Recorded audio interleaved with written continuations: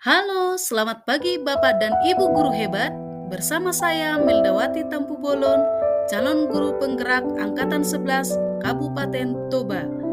Kali ini saya akan mempresentasikan tugas demonstrasi kontekstual modul 1.4. Di mana di modul 1.4 di situ tentang praktik segitiga restitusi.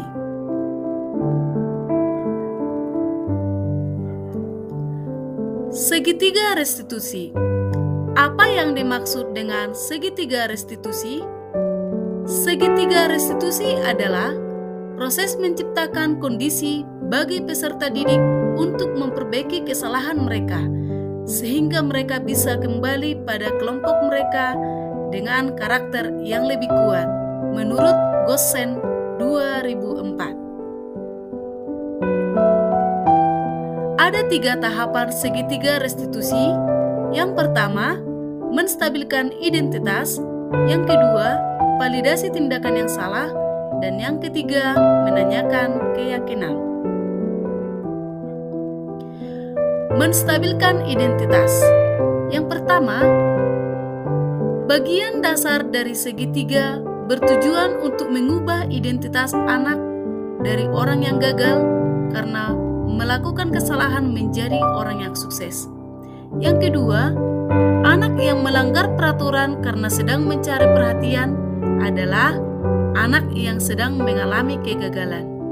Yang ketiga, anak mencoba memenuhi kebutuhan dasarnya, namun ada benturan. Kalau kita mengkritik dia, maka kita akan tetap membuatnya dalam posisi gagal. Validasi tindakan yang salah. Menurut teori kontrol, semua tindakan manusia, baik atau buruk, pasti memiliki maksud atau tujuan tertentu. Kalau kita memahami kebutuhan dasar apa yang mendasari sebuah tindakan, kita akan bisa menemukan cara-cara yang paling efektif untuk memenuhi kebutuhan tersebut. Menanyakan keyakinan. Teori kontrol menyatakan bahwa kita pada dasarnya termotivasi secara internal. Ketika identitas sukses telah tercapai langkah yang pertama dan tingkah laku yang salah telah divalidasi langkah yang kedua, maka anak akan siap untuk dihubungkan dengan nilai-nilai yang dia percaya dan berpindah menjadi orang yang dia inginkan. Di sini ada kasus yang pertama. Pada jam istirahat, Nur Cahaya melihat Delavika yang sedang memperhatikan hasil ulangan yang didapatkannya. Nur Cahaya menghampiri Delavika dan bertanya berapakah nilai yang didapatkannya. Delavika menjawab mendapatkan hasil 45. Seketika Nur Cahaya merasa senang dengan nilai yang 95 yang didapatkan. Rasa senang itu Nur Cahaya keluarkan dengan mengucapkan, "Ye, nilai saya lebih bagus dari kamu. Kamu tidak belajar dengan benar sih. Belajar lebih keras lagi ya, hehehe." Delavika yang mendengar itu langsung tiba-tiba terlihat sedih dan terlihat mulai menangis. Nur Cahaya langsung merasa bersalah, namun menyadari ada teman lain yang masuk ke dalam kelas. Nur Cahaya memutuskan untuk keluar dari kelas. Teman yang melihat melaporkan kejadian kepada saya. Waktu jam pulang sekolah, saya sebagai wali kelas 2 meminta waktu sebentar untuk berbincang dengan Nur Cahaya. Hai Nur. Ya. Oh ya Nur, tadi ada temanmu yang melapor sama ibu. Kenapa ya? Ada permasalahanmu dengan Delavika? Nah, kenapa diam Nur? Nah, enggak apa-apa Nur. Kan setiap orang yang melakukan kesalahan itu manusiawi. Nah, dulu juga ibu pernah melakukan kesalahan yang sama seperti kamu loh.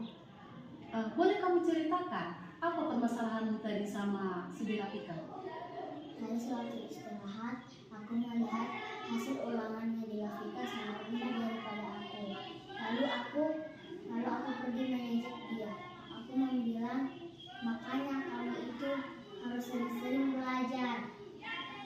Oh iya, itulah yang kamu permasalahkan tadi sama Delafika ya. Menurut kamu tindakanmu itu benar atau salah? Salah.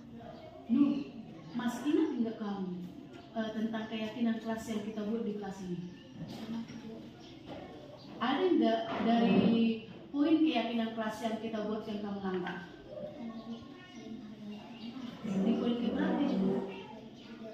Baiklah, kalau kamu sudah sadar tentang apa yang kamu lakukan, tentang apa kesalahan yang kamu buat, sebaiknya kamu tidak boleh mengejek kawanmu. Karena kalau kamu mengejek kawanmu, boleh menyakiti hatinya. Kamu boleh berubah ya nak. Selanjutnya, apa rencanamu ke depannya untuk memperbaiki kesalahan ini? Minta maaf kepada Delafika. Saya tidak akan mengulangi kesalahan saya kepada Delafika. Baiklah, kalau kamu sudah sadar tentang kesalahan kamu dan kalau kamu sudah tahu apa rencana ke depannya yang akan kamu lakukan, kalau kamu mau minta maaf kepada Delafika, saya akan memanggilkan Delafika supaya datang ke sini supaya kamu bisa minta maaf. Kasus yang kedua, dalam seminggu Clarissa tidak mengerjakan PR-nya. Ketika saya tanya di kelas, alasan Clarissa tidak mengerjakan PR-nya, Clarissa hanya tertunduk diam. Dia memilih tidak menjawab. Saya paham dia malu ketika saya tanya di depan teman-temannya. Karena tidak biasanya Clarissa seperti itu, besoknya saya memanggilnya secara pribadi ke kantor guru. Demikianlah skenarionya. Selamat siang. Nah, tadi ibu kamu waktu di kelas, kenapa kamu tidak mengerjakan tugas? Kenapa kau diam nak?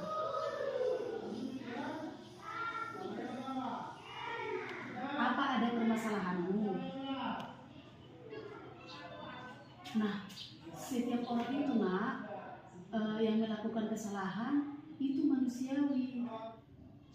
Nah, ibu dulu pernah melakukan kesalahan seperti yang Clarissa alami saat ini. Dulu ibu juga pernah tidak mengerjakan PR dari sekolah. Nah, Nak Clarissa, coba dulu kamu ceritakan, kenapa kamu tidak mau mengerjakan PR? Apakah sama ibu pengalaman yang dialami ibu? Coba dulu diceritakan dulu. Pada saat ibu tanpa boleh memberikan cara pada saya tidak mengerti dan saya bertanya kepada sahabat guru saya. Dan mama saya pun mengatakan, tidak usah belajarlah sendiri. Mama saya pun berkata kayak gitu. Saya tidak mau karena saya ingin belajar bersama mama saya. Oh iya, berarti Clarissa pengen dong belajar sama mama ya? Nah, itu kan boleh nanti Clarissa bujuk lagi mama di rumah ya, supaya bisa belajar bersama, dan ibu juga nanti akan membantu Clarissa ya. Menurut Clarissa, tindakan yang tidak mengerjakan PR itu, apakah itu salah? Merupakan kesalahan ya? Nah Clarissa, kamu masih ingat enggak tentang keyakinan kelas yang kita buat di kelas kita? Coba Nak Clarissa bilang poin berapa yang kamu langgar di situ? Poin 1, 2, 3. Coba kamu jelaskan. Disiplin, tanggung jawab, dan jalan waktu. Nah, ada 3 poin yang Nak Clarissa langgar di situ kan? Ada yang masalah disiplin, tanggung jawab, baru saling menghargai. Yang disiplin itu Nak Clarissa tidak mengerjakan tugasnya, sudah termasuk tidak disiplin ya karena. Terus yang satu lagi tadi bertanggung jawab.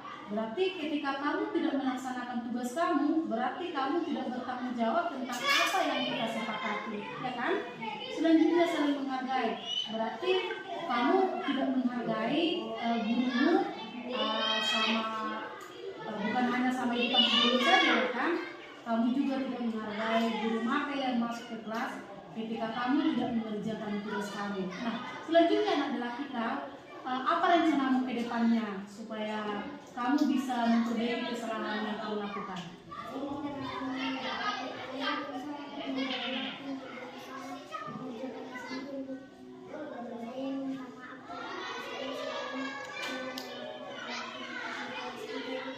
Baguslah adalah kita.